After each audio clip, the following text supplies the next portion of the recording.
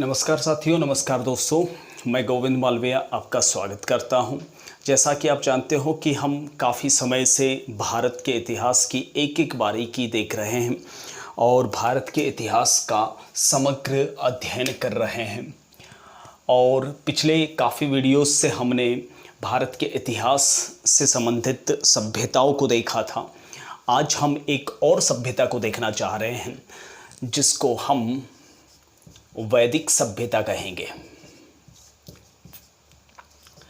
जैसा शब्द से ही पता चलता है कि वेदों की सभ्यता या वैदिक सभ्यता, इसे हम आर्यकाल भी कह सकते हैं, यानी आर्यों का भारत में समय।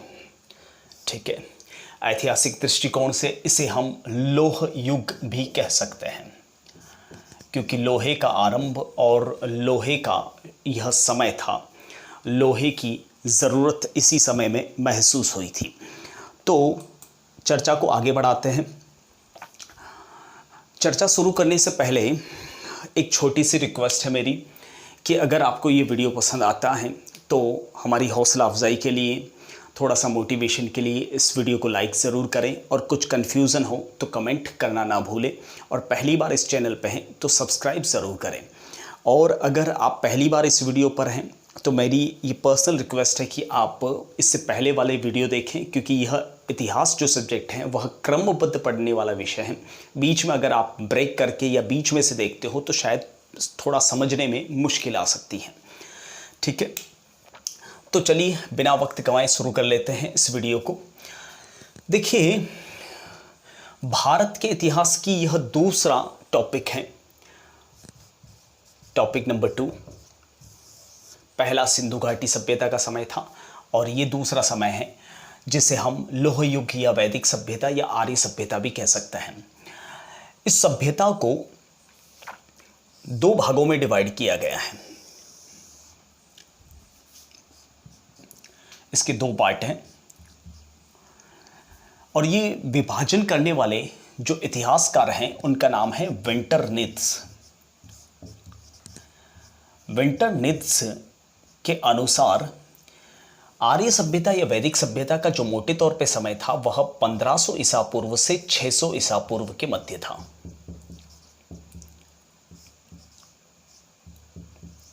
सिंधु घाटी सभ्यता मोटे तौर पर 2350 से 1750 ईसा पूर्व पर थी, लेकिन कुछ स्थल बाद तक चलते रहे, कुछ स्थल उससे पहले से शुरू हो चुके थे। इसलिए ओवरऑल अगर समय देखा जाए तो 5000 ईसा पूर्व से 1500 ईसा पूर्व के मध्य तक सिंधु घाटी सभ्यता भारतीय इतिहास में आती है।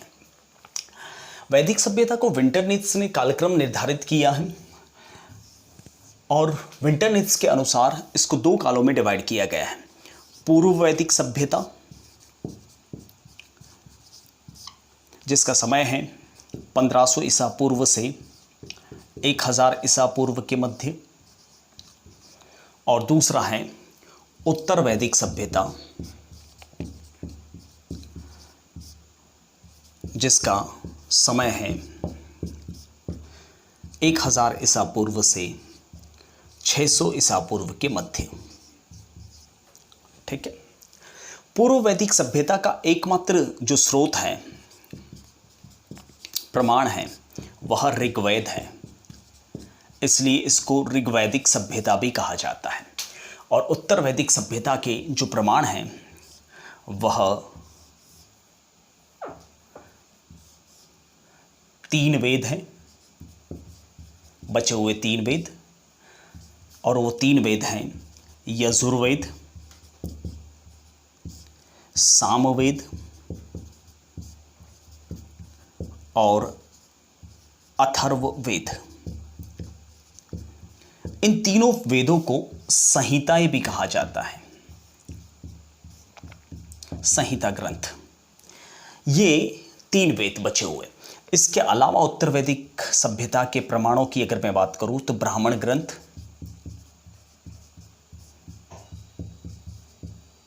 आरण्यक,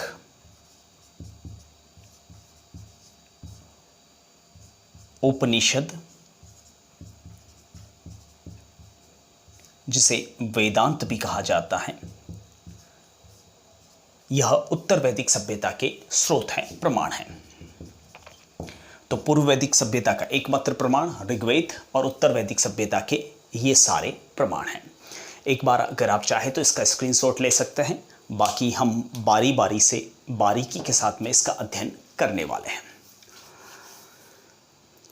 चलिए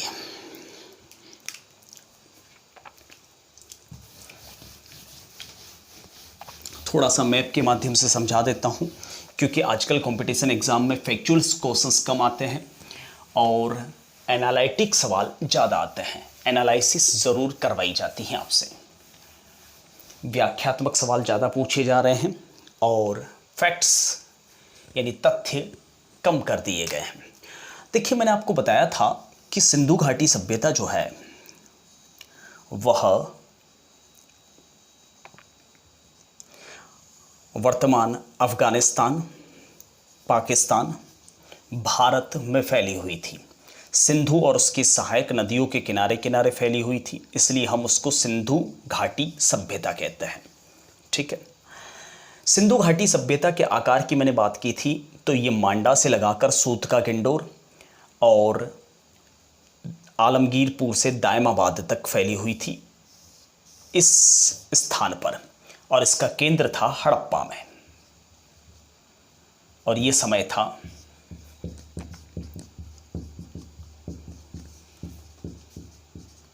मोटे तौर पर 2350 से 1750 ईसा पूर्व के मध्य।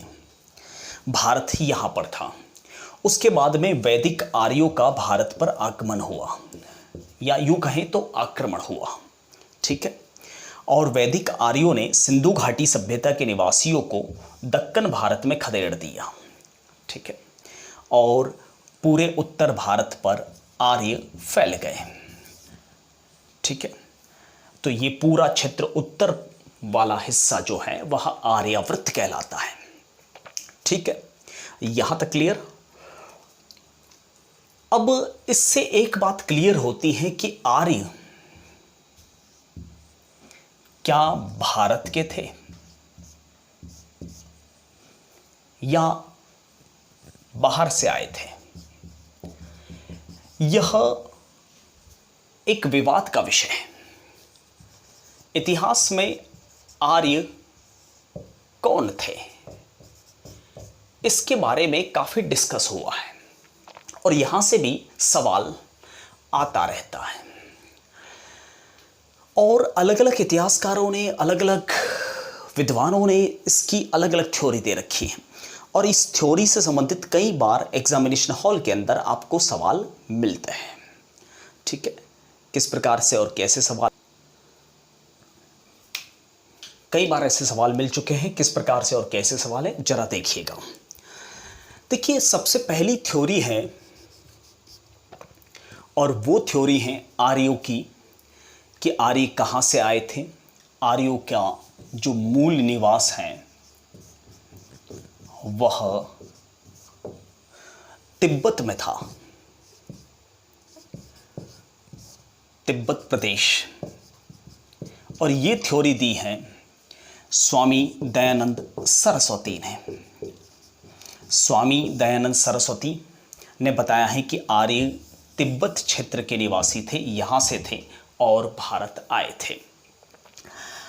ये थ्योरी स्वामी दयानंद सरस्वती ने अपनी पुस्तक सत्यार्थ प्रकाश में दी है। और आप जानते हो कि स्वामी दयानंद सरस्वती की सत्यार्थ प्रकाश उदयपुर के गुलाब बाग में लिखी गई थी उनके द्वारा, और उनका नारा भी था, वेदों की ओर लौट चलो। ठीक है। स्वामी दयानंद सरस्वती ने यह थ्योरी क्यों दी, ये मैं आपको कुछ देर बाद में समझाऊंगा। ठीक है। दूसरी थ्योरी है, और वह है कि आर्य उत्तरी ध्रुव के निवासी थे, नॉर्थ पोल के निवासी थे। और ये थ्योरी दी है बाल गंगाधर तिलक ने, बीजी तिलक। आपको पता होगा बाल गंगाधर तिलक, जिन्होंने कहा था स्वराज मेरा पूर्ण सिद्ध अधिकार है और मैं इसे लेकर रहूंगा। उन्होंने मांडले जेल के अंदर Gita Rahasya the arctic homes of the Aryans नाम की पुस्तक लिखी थी। क्यों लिखी थी, इसका कारण भी मैं आपको समझाऊंगा, लेकिन फिलहाल चलते हैं तीसरी थ्योरी पर। और तीसरी थ्योरी है वह है देविका प्रदेश की। देविका प्रदेश वर्तमान में मुल्तान के आसपास वाला क्षेत्र कहलाता है और मुल्तान राइट नाउ पाकिस्तान में है। और ये थ्योरी दी थी डॉक्टर संपूर्णानंद शास्त्री ने। क्यों दी थी, किस प्रकार से दी थी, हम बात करेंगे। चौथी थ्योरी है ब्रह्म ऋषि देश। ब्रह्म ऋषि देश वर्तमान में हिमालय वाला क्षेत्र कहलाता है। और ये थ्योरी देने वाले थे पंडित गंगानाथ झा। क्यों दी थी, किस प्रकार से दी थी, कारण क्या था, मैं समझाऊंगा। पांचवी थ्योरी है वह है दक्षिणी रूस की और ये दी थी गार्डन चाइल्ड ने। क्यों दी थी समझाऊंगा मैं आपको। छठी थ्योरी है और वह है हंगरी जर्मनी वाले बेल्ट से आए थे आर्य, यानी डेन्यूब नदी के आसपास थे आर्य, मूल निवासी वहाँ के थे। ये थ्योरी दी है पेनका और डेविड हर्टन ने। और एक सर्वमान्य थ्योरी है वह है मध्य एशिया की और ये थ्योरी दी थी मैक्स मूलर ने। मैं आपको सारा समझाता हूं कि ये थ्योरी किस किसने और क्यों दी, वो सारा कुछ समझा दूंगा, लेकिन उससे पहले यहाँ का एक स्क्रीनशॉट आप ले लीजिए ताकि आपके एग्जामिनेशन हॉल में थोड़ी आसानी हो जाए। वैसे कभी भी मैंने जहाँ तक देखा है आपको ये थ्योरी क्यों दी गई इसके बारे में सवाल नहीं पूछा जाता। यह सीधा सा सवाल आता है, एक ओर थ्योरी दी जाती है, दूसरी ओर उसके विद्वान दिए जाते हैं, आपस में आपको मिलान करना होता है। और इसमें स्पेशली ऑप्शंस भी ये फिक्स रखते हैं एग्जामिनेशन हॉल में। मैक्स मूलर का ऑप्शन फिक्स रहता है, तिब्बत वाला, उत्तरी ध्रुव वाला ये फिक्स रहता है। और ये तीन फिक्स हो गए तो चौथा तो वैसे ही आपका फिक्स हो जाएगा। सो डोंट वरी, आप ये तीन अच्छी तरह से याद रखें, काफ़ी हैं। चौथा वैसे ही क्लियर हो जाएगा और दो भी हो गए इसमें से तो भी आपका ऑप्शंस क्लियर होगा। अब ये थ्योरी क्यों दी गई उसके पीछे रीज़न सुनिए। वैसे रीज़न आपको कभी नहीं पूछा जाएगा। स्वामी दयानंद सरस्वती अपने सत्यार्थ प्रकाश में लिखते हैं कि वेदों की ओर लौट चलो, हम वैदिक आर्य थे। क्योंकि आपको भी पता है कि जब स्वामी जी हिंदुस्तान में जगह जगह प्रवचन दे रहे थे तब भारत में ब्रिटिश शासन था और ब्रिटिश शासन वाले अपने आप को गोरे कहते थे, यानी सर्वश्रेष्ठ कहते थे, अर्थात आर्य कहते थे। और भारत को काले लोग, भारत के निवासियों को काले कहते थे, म्लेच्छ, नीच मानते थे। ठीक है, तो स्वामी जी कहना चाह रहे थे कि वास्तव में तुम लोग गोरे, तुम आर्य नहीं हो, हम आर्य हैं। हमारी आदि सनातन हिंदू संस्कृति है और हम तुम्हारी तरह नहीं हैं, हम विदेशी हैं और हम यहाँ पर तिब्बत क्षेत्र से आए हैं। उन्होंने ऐसा क्यों कहा? क्योंकि तिब्बत में ऐसी बहुत सारी परंपराएं हैं, वो परंपराएं आज आर्यों के साथ में मिलती जुलती हैं। जैसे सूर्य पूजा करना, सूर्य नमस्कार करना, ये वाली परंपराएं आर्यों के साथ में मिलती हैं और ये सारी चीज़ें तिब्बत प्रदेश में आज भी होती हैं। ठीक है, तो इस आधार पर स्वामी दयानंद सरस्वती ने ये थ्योरी दी थी। दूसरी थ्योरी है वह उत्तरी ध्रुव वाली थ्योरी दी थी बाल गंगाधर तिलक ने। क्यों दी थी उसका भी कारण सुनिए। आपको भी पता है कि बाल गंगाधर तिलक करम दल के नेता थे और उनको जेल में डाल दिया गया था और मांडले जेल म्यांमार में भेजा गया था, वर्तमान ब्रह्मा में। और जेल के अंदर उन्होंने कहा था कि स्वराज मेरा जन्मसिद्ध अधिकार है और मैं इसे लेकर रहूँगा। हालांकि ये चीज़ उन्होंने पहले कह दी थी। और वैलेंटाइन शेरोल ने उनको भारतीय अशांति का जनक भी कहा है।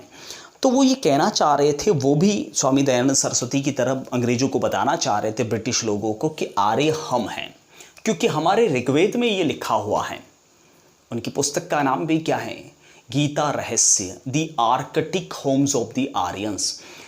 तो उन्होंने अपनी पुस्तकों के अंदर लिखा है कि हमारे ऋग्वेद में ऐसा लिखा हुआ है कि हम उस क्षेत्र के निवासी हैं जहां 6 महीने बाद उषा की किरण निकलती थी। ये बात ऋग्वेद में लिखी हुई है।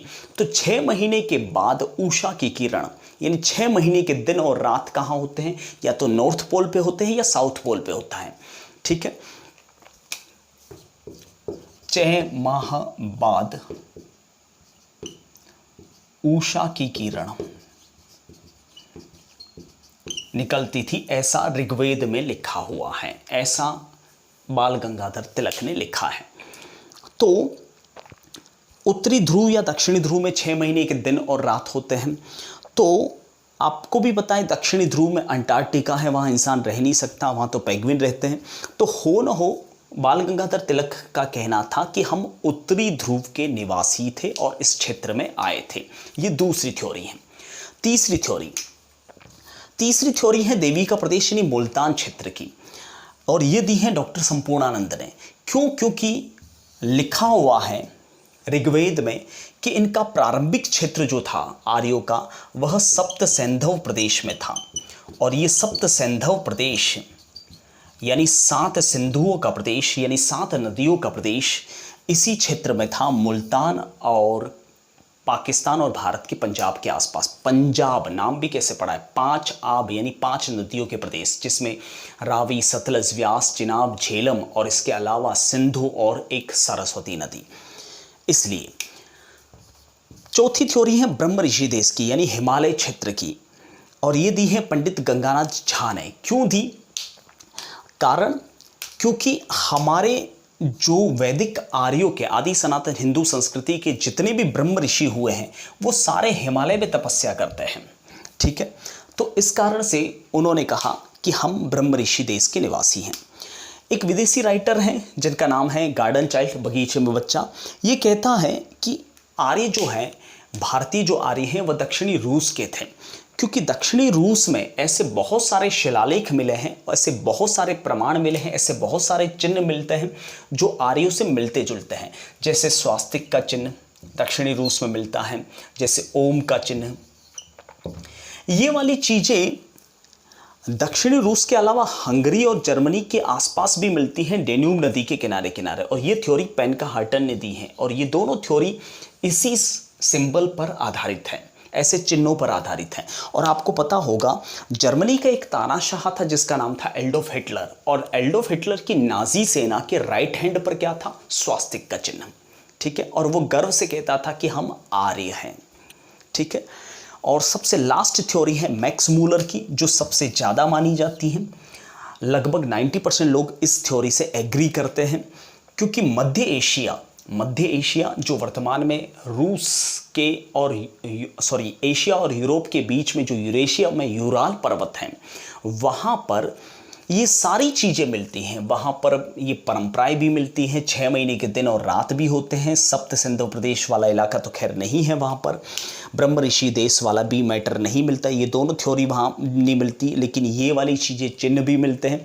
और साथ में और एक एक्स्ट्रा बात भी मिलती है दक्षिणी रूस में, कि ऋग्वेद में लिखा हुआ है कि वैदिक आर्य वहाँ के थे जहाँ बड़ी बड़ी घास के मैदान थे, बड़ी बड़ी घास पैदा होती थी, उस क्षेत्र के थे वैदिक आर्य। और बड़ी बड़ी घास के मैदान जो है वो सवाना घास के मैदान दक्षिणी रूस में यूराल पर्वत के आसपास पाए जाते हैं। ठीक है, तो ये थ्योरीज़ हैं वैदिक आर्यों की जो अलग अलग विद्वानों ने दे रखी हैं।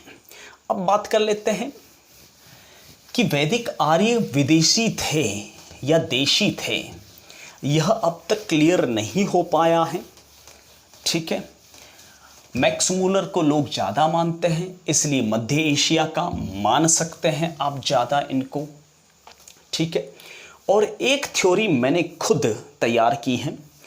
आप सोचिए कि वैदिक आर्य अगर हिंदुस्तान के ही होते हैं तो आप देखना जितने भी आदिवासी लोग हैं या जो मूल निवासी हैं यहाँ के, और दूसरा यहाँ के जितने पशु पक्षी हैं वो सूर्य के सामने आंखें खोल के बैठ सकते हैं।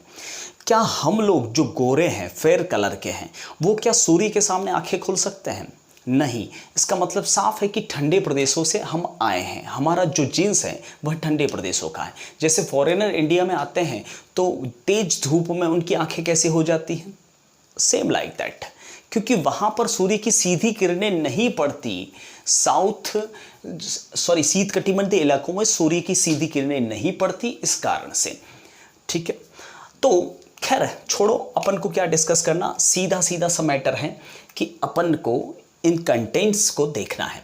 अब आर्य आए विदेश से और बसे कहाँ, ये डॉक्टर संपूर्णानंद ने बताया है, सप्त सिंधु प्रदेश में। और ये सप्त सिंधु प्रदेश जो है यानी 7 सिंधु यानी 7 नदियों का प्रदेश, और ये 7 नदियां कई बार आपको पूछी गई हैं और पूछी जाएगी। अगर मूल निवास से रिलेटेड सवाल मिलान करने से रिलेटेड नहीं आया तो ये 7 नदियों वाला आ सकता है। उसमें सबसे पहली नदी है सतुद्री। ऋग्वेद में सतुद्री सतलज को कहा गया है। दूसरी है पुरुषनी। पुरुषनी ऋग्वेद में रावी को कहा गया है। ठीक है, तीसरी नदी है अस्किनी। अस्किनी कहा गया है चिनाब को। चौथी है वितस्ता। वितस्ता कहा गया है झेलम को। और पांचवी है विपाशा, और विपाशा कहा गया है व्यास को। ये 5 नदियां तो पंजाब की हो गई। इसके अलावा 2 नदियां और हैं। एक है सिंधु। सिंधु को ऋग्वेद में सिंधु ही कहा गया है। और 7वीं नदी है वह है द्वशद्वती, जिसे सरस्वती कहा गया है। वर्तमान में ये नदी कुछ भूगोलवेत्ता मानते हैं घग्घर। तो ये 7 नदियां थी। इसी क्षेत्र को सप्त सिंधु माना गया, यानी 7 सिंधुओं का प्रदेश, यानी 7 नदियों का प्रदेश। तो आर्य आकर यहाँ बसे थे। ठीक है, अब बात कर लेते हैं आर्यों का जो मूल ग्रंथ है, जिसे हम कहते हैं वेद। कई बार यहाँ से भी सवाल आते हैं। आर्यों का जो मूल ग्रंथ है वेद, वेद जो बना है वह विद धातु से बना है। विद का अर्थ होता है जानना, और जानता कौन है, जो ज्ञानी पुरुष होता है। और मैं आपको बता दूं, वेद जो है वह अलिखित है।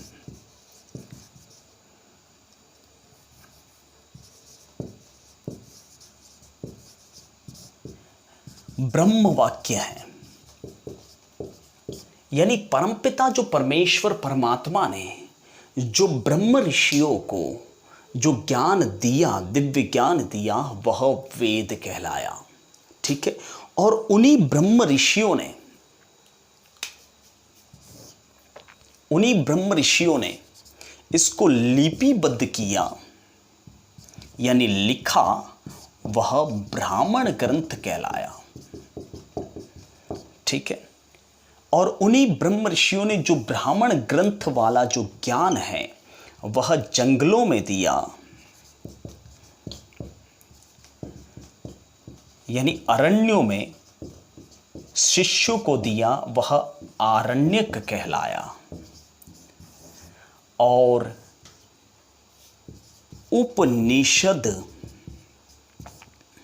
अर्थात वेदांत, उप यानी आओ, नी यानी निकट, और शद यानी बैठो, यानी गुरु के चरणों में आकर शिष्यों ने बैठकर जो ज्ञान अर्जित किया, और वेदों में सही या गलत है वह वेदों का सार शिष्यों ने जो ग्रहण किया वह कहलाया वेदांत या उपनिषद। ठीक है, तो कुल मिलाकर इससे ये क्लियर होता है कि जो वेद है वह अलिखित है, दिव्य ज्ञान है, ब्रह्म ज्ञान है, परमपिता परमेश्वर द्वारा दिया गया ज्ञान है, और उस दिव्य ज्ञान को ब्रह्म ऋषियों ने जो लिखा वह ब्राह्मण ग्रंथ कहलाता है। यानी वेदों की जो बातें हैं वह कहलाती हैं, वेदों की जो बातें हैं वह ब्राह्मण ग्रंथों में मिलती हैं, न कि मूल रूप से वेदों में। जो आप वेद पढ़ते हो किसी पुस्तक में वो एग्जैक्टली ब्राह्मण ग्रंथ है। तो सबसे पहला वेद है ऋग्वेद। ऋग्वेद जिसे आदि वेद कहा जाता है, और इसका जो ब्राह्मण ग्रंथ है वह है ऐतरेय ब्राह्मण,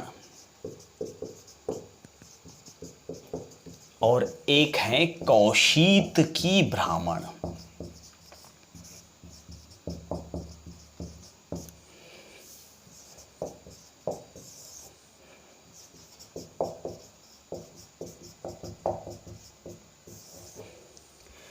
ऋग्वेद का जो ब्राह्मण ग्रंथ है वह है ऐतरेय ब्राह्मण और कौशीतकी ब्राह्मण, और एक है सांख्यायन ब्राह्मण।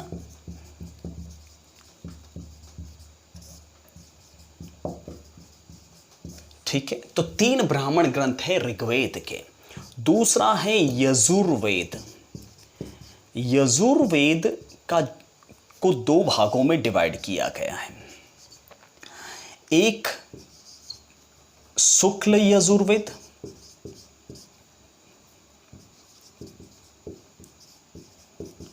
और दूसरा है कृष्ण यजुर्वेद।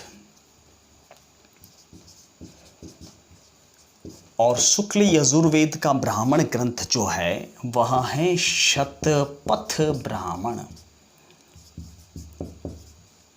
और कृष्ण यजुर्वेद का ब्राह्मण ग्रंथ है तैत्तिरीय ब्राह्मण। ठीक है, शतपथ ब्राह्मण और तैत्तिरीय ब्राह्मण। नेक्स्ट है सामवेद। सामवेद का जो ब्राह्मण ग्रंथ है वह है पंचविश ब्राह्मण, षड्विश ब्राह्मण,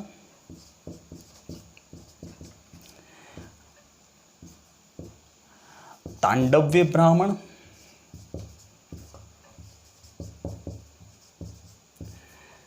ठीक है, और एक और है जैमिनी ब्राह्मण।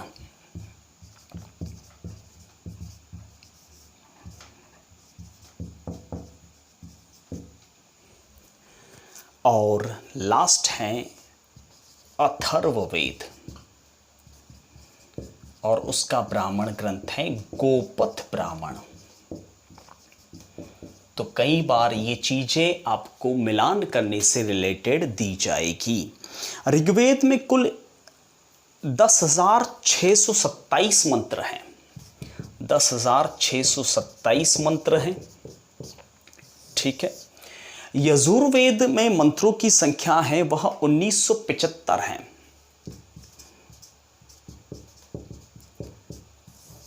सामवेद में जो मंत्रों की संख्या है वह 1075 है, और अथर्ववेद में मंत्रों की संख्या है 5977।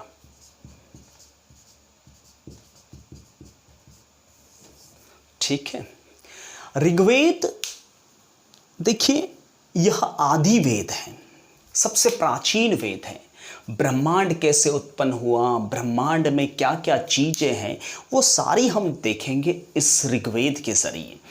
यजुर्वेद एक तरह का आयुर्वेद है। आपने सुना होगा पहला सुख निरोगी काया, तो इसमें सारी आयुर्वेद की बातें हम पढ़ेंगे। सामवेद एक संगीत वेद है, इसको भी हम देखेंगे। अथर्ववेद एक तंत्र वेद है जिसमें जादू टोने तंत्र मंत्र ये सारी चीजें हैं। अब ये सही एंगल से ले तो सही दिखेगी, उल्टे एंगल से ले तो उल्टी दिखेगी, लेकिन हम आदि सनातन हिंदू धर्म की सही जो व्याख्या है वो आपके सामने रखेंगे कि वास्तव में, जैसे मैं आपको एक छोटा सा एग्जांपल देता हूँ। हमको नॉर्मल से बुखार होता है, जुकाम होता है, खांसी होती है, ठीक है। अपन डॉक्टर के पास जाते हैं और डॉक्टर ये कहता है आपको कि बेटा ये ले गोली पकड़, 5 मिनट में ठीक हो जाएगा, या मैं फूंक मारता हूँ ठीक हो जाएगा, ऐसा कभी कहा डॉक्टर ने? नहीं। डॉक्टर कहता है कि ये 3 दिन का डोज पकड़, रेगुलर ले इसे, ठीक हो जाएगा। और कभी आपके साथ में ऐसी भी कंडीशन आई होगी जब आपको सर्दी जुकाम बुखार हुआ और आप डॉक्टर के पास नहीं गए, टैबलेट भी नहीं ली, फिर भी 3 दिन में ठीक हो गए। तो ये क्या गणित है कि डॉक्टर के पास जाएं तो भी 3 दिन लगते हैं और ना जाएं तो भी 3 दिन एवरेज लगते हैं। यानी अपने शरीर के अंदर ही सारा इलाज मौजूद है, जिसे साइंस की भाषा में आप श्वेत रक्त कणिकाएं और लाल रक्त कणिकाएं कहते हैं, शुद्ध और संतुलित आहार से निश्चित होती हैं। तो हरिओम, ये सारी चीजें, ऐसी ही बातें वेदों में लिखित हैं। आपके जीवन की सारी सफलता का सूत्र वेदों में है। इस संसार का अभेद्य से अभेद्य ज्ञान वेदों में है। संपूर्ण ज्ञान, इस सृष्टि का संपूर्ण ज्ञान वेदों में है। हर चीज का उत्तर वेदों में है। और ये सारी चीजें हम इस टॉपिक में देखेंगे, लेकिन अगले वीडियो में। तब तक के लिए मैं आपसे विदा लेता हूं। जय हिंद, नमस्ते, वंदे मातरम। और हाँ, जाने से पहले वीडियो अच्छा लगा हो तो ज़रूर लाइक करें, पहली बार चैनल पे हैं तो सब्सक्राइब करें, कुछ समझ में ना आया तो कमेंट ज़रूर करें, ठीक है। उत्साह मिलेगा मुझे और आपके लिए और भी ऐसे वीडियोस और ये सीरीज कंटिन्यू मैं कर पाऊँगा, क्योंकि हर इंसान प्रशंसा का भूखा होता है। भली वो मुंह से ना कहें, मुझे भी अच्छी लगती है। आप ज़्यादा फॉलो करोगे मुझे अच्छा लगेगा, और कम फॉलो करोगे तो मैं हतोत्साहित हो जाऊंगा। बस इसी वजह से आपसे मैं रिक्वेस्ट कर रहा हूं। वैसे जनरली मैं नहीं करता, लेकिन इस सीरीज में मैं ज़्यादा ही कर रहा हूं, ठीक है। और अपना भला ना करें, अपने दोस्तों का भी भला करें, ठीक है। क्योंकि आप नहीं करोगे तो कहीं ना कहीं वो मुझे डीमोटिवेट करेगा, ठीक है। तो फिलहाल मैं आपसे विदा लेता हूँ। जय हिंद, वंदे मातरम।